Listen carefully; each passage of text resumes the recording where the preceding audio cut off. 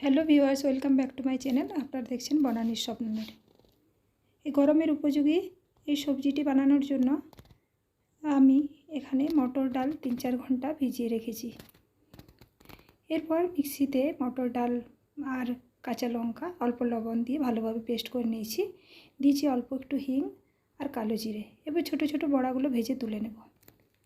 গরমের উপযোগী এই রান্নাটা খুবই সহজ এবং সিম্পল। যদি খুব বেশি রিচ স্পাইসি খাবার এই গরমে খেতে না চান, হালকা ধরনের রান্না খেতে চাইলে এই রান্নাটা একবার বানিয়ে দেখতে পারেন। এই জন্য আমি নিয়েছি মূল উপকরণ হিসেবে ঝিঙে আর আলু। সবজিগুলো বড় বড় টুকরো করে কেটে নিয়েছি।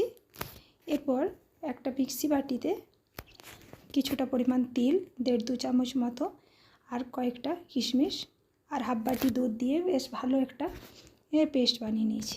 এরপর কড়াইতে সাদা তেল, সাদা জিরে আর কালো জিরে ফোড়ন দিয়ে আলুগুলো প্রথমে ছেড়ে দিয়েছি। এরপর দিয়ে দিয়েছি আলুগুলো 2-1 নাড়াচাড়া করে নিয়ে ঝিঙেটা দিয়েছি পরিমাণ মতো নুন।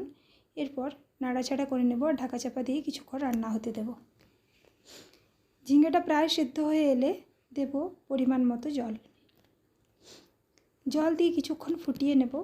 যখন দেখব প্রায় ঝিঙে আর আলুটা সেদ্ধ হয়ে গেছে, সেই পর্যায়ে আমি এখানে বড়াগুলো সব মিশিয়ে নেব।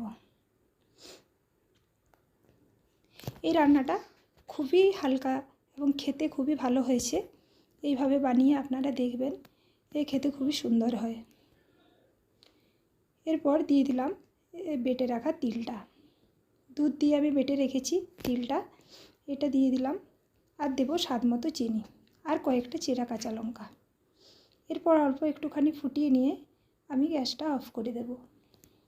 এরপর গরম ভাতের সাথে বা রুটির সাথে আপনারা সার্ভ করতে পারেন এই রান্নাটা। এটা খেতে যেমন সুন্দর হয় আর রান্না করাটা তেমনই সহজ। যদি আমার রান্না আপনাদের ভালো লেগে থাকে তাহলে একটা লাইক বা শেয়ার করবেন আর চ্যানেলটা সাবস্ক্রাইব করার অনুরোধ রইল। ধন্যবাদ।